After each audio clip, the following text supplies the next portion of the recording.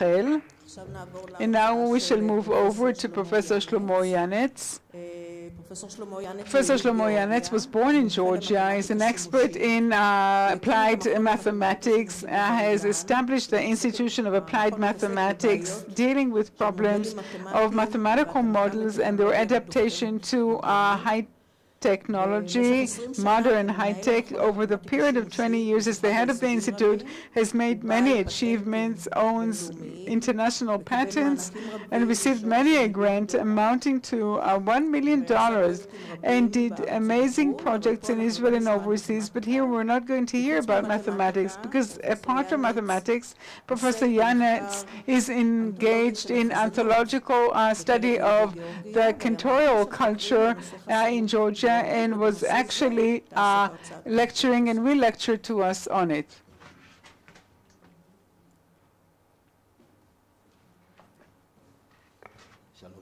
Hello, everyone. It is very moving to be back after 42 years to the very same institute that I studied in for my BA, my MA, and I started studying for my PhD here, and today we are in the very same place. So my subject, the topic that I was focusing on, well, 20 years ago, there was an ethnomusical study of the sources of the music, of the cantorial music. It's the liturgy of the Georgian Jewry. Already in ancient times, there was a musical accompaniment to the sacred rituals, and that was done in different diverse way in the different diaspora of the people. Even after the destruction of the temple, various readers, ethnomusical readers, that tried to actually screen through the various piyutim and the various tefillot, the prayers and the hymns were done. I will not go deeper into the history. This is very broad topic. I will not talk about how important it was to look at those hymns and the pieces of music that were written, and how the Levites had to actually, the 24,000 Levites had to study those hymns and to climb 15 stairs and to recite the Song of Songs with a musical accompaniment. And it says so in Masechet Amid and the Gaonim period, in Saadia Gaon, Abraham Gaon, etc., etc. So that's extremely wide. But I actually touch upon mostly the musical arrangements and the ethnomusical accompaniment of those Georgian Jewry. For musicologists, there's always been a problem. How can you know how those people sang 500 years ago? When we hear what we hear, is it exactly the same tune, the same music, or perhaps in biblical times it was different? It's very hard to reduce that empirical nature. Various technological and mathematical models were included in order to decrease this. It's very hard to say how people will sing in 500 years, or how was it 300 years ago. Even 150 years ago is not easy. So I always had interest in this, and music was always a part of my life. And I did talk to Professor Edwins from the musicology department as well as I do. And he said, Shlomo, just start writing something. And it was the first time in the history of the Jewish people that was from Tisola, or Tefillah, I guess he means prayer, that went through all those different countries. He opened a music school and was a cantor himself there, and I'll give you an example. He wanted to teach the Adon Olam in notes. Today we already have it. If we play those notes and we can see what they're playing in synagogue, our ear is not used to it. It's not the way things should be, we feel. And that was in the 17th century. Afterwards, the great musicologist in the Jewish people, that was Abraham Edelson from Vienna, who conducted a very large study and labored over 14 volumes about the ethno-musical anthology. He started from Portugal all the way to Bukhara. He studied them all, even the mountain Jews in the Caucasus.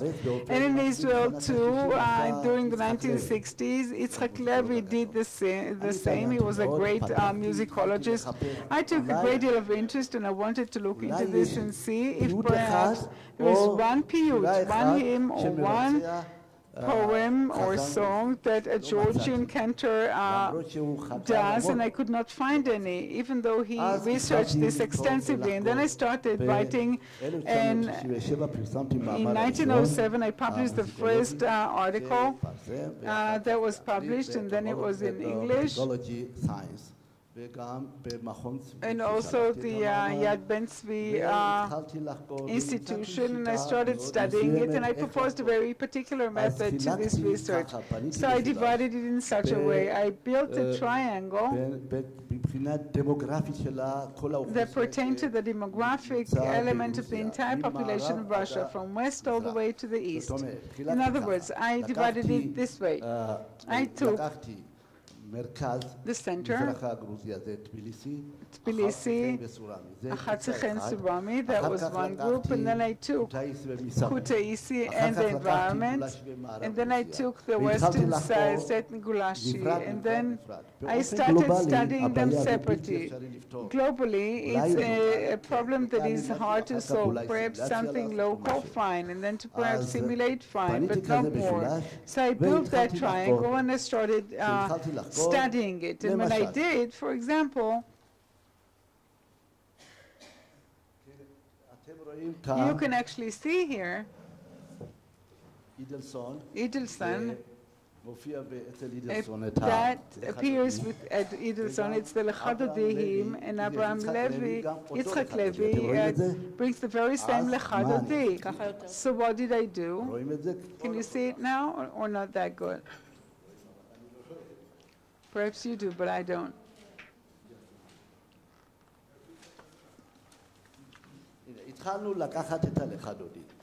We took Lechadodi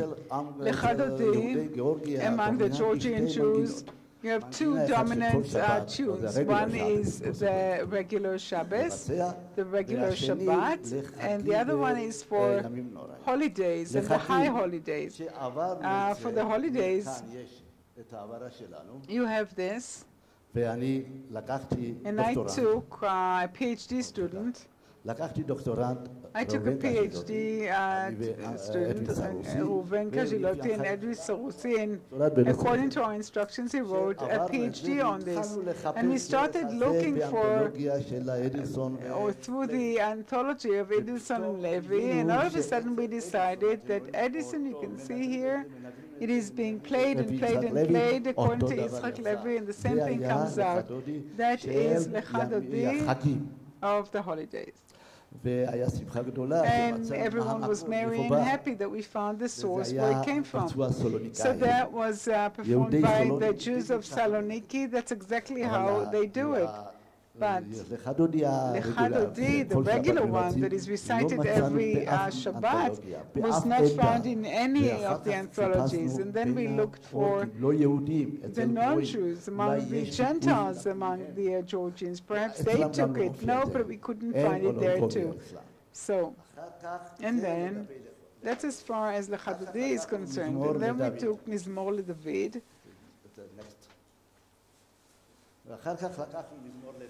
We then took Mizmor LeDavid.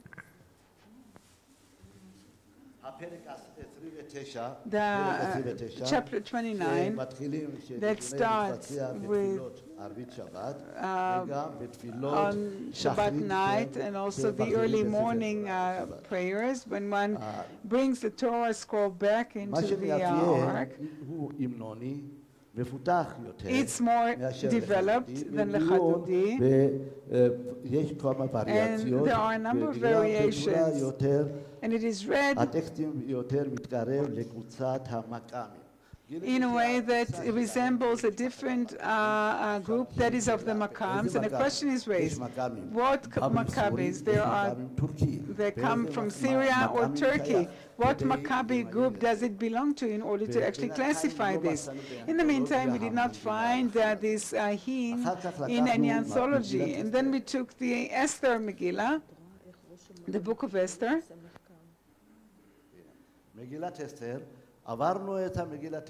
The book of Esther, we covered it in notes, and we started looking for the anthologies as well.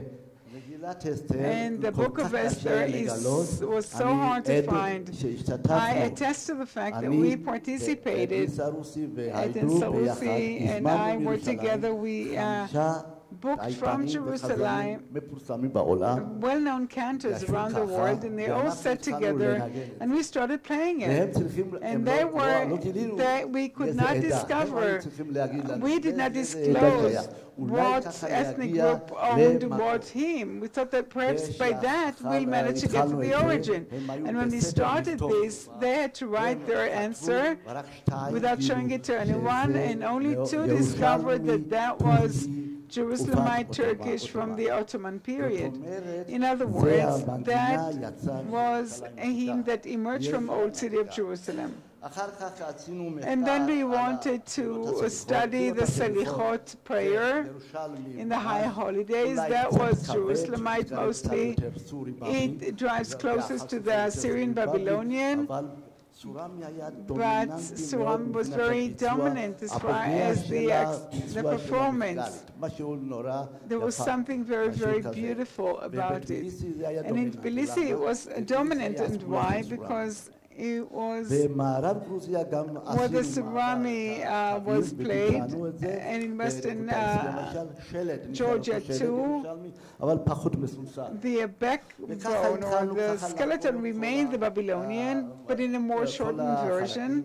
And by that we actually moved on to study every part of the liturgy. Ultimately we started studying the various punctuations, and here it's very important to mention that the Georgian Jewry were very, very cautious not to rule against anything and not to improvise, and we discovered that that was a genuine Jerusalemite, and the vocalization of the Bible remained the same in the text.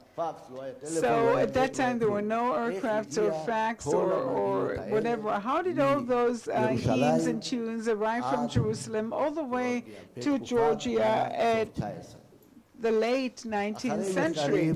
After many study, we started looking into the cantorial history, and here we see two brothers. One,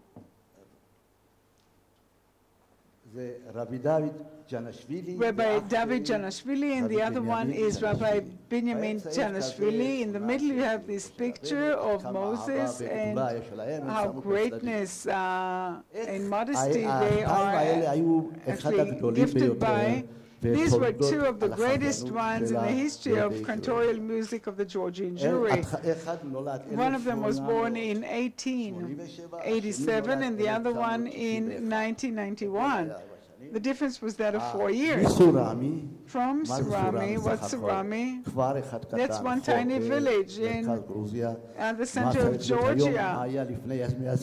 You have to, that's what it is today. Can you imagine how it looked like 120 years ago? Just imagine the kind of love that parents have, that the parents, the love of Judaism, that is, the parents would send their kids at the age of 5, 6 years, would do this today, and at the age of 5 or 6 they would be sending them to Jerusalem.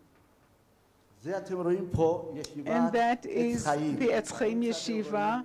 And in the middle you can see the picture that is a very, very old picture that I found. That's Rabbi Israel Saranto. And they sent them to this yeshiva to study here. A few kids from Georgia. How come? I mean, these kids studied here and were brought up here. It was during the Turkish period. There were 3 synagogues, Samulai, Tel Rosa, and Ben Zakkai. These three synagogues all sang the very same hymns, the very same tunes, and these kids were so happy. They took them, and 5 years later, their father died, and the mother requested that they come back to Surami, and they did.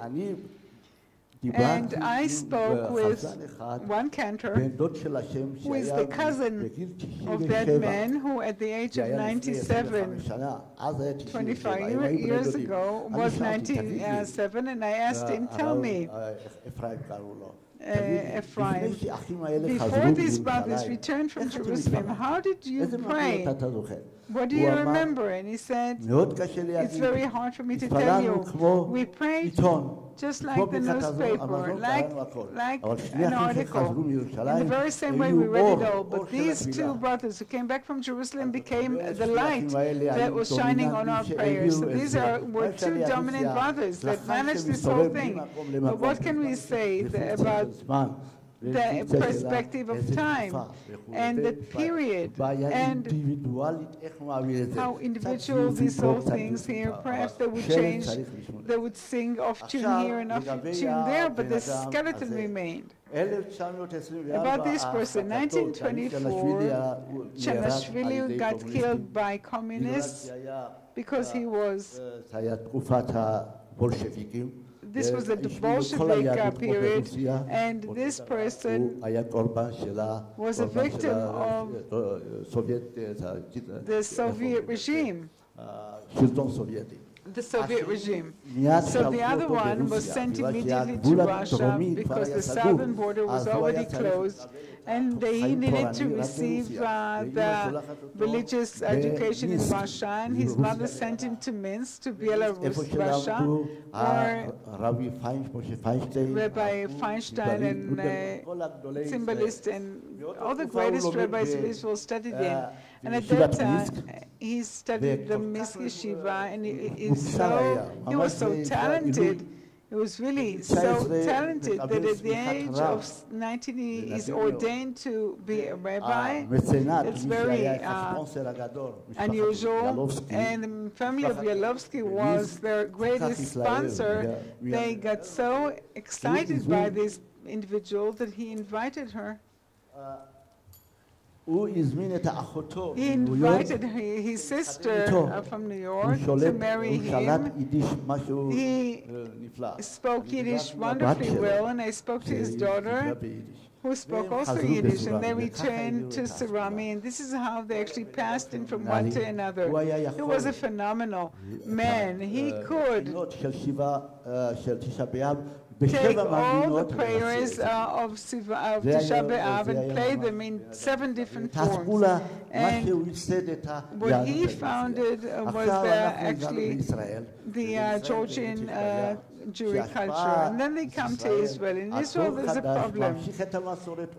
Should they continue the tradition or not was the main question. So musicologists and cantors were presented by a number of issues. I thought that it was important to write down an anthology that would be as big as possible so that people would be able to get it as quickly as possible. Thank you very much for your attention. Thank you very much.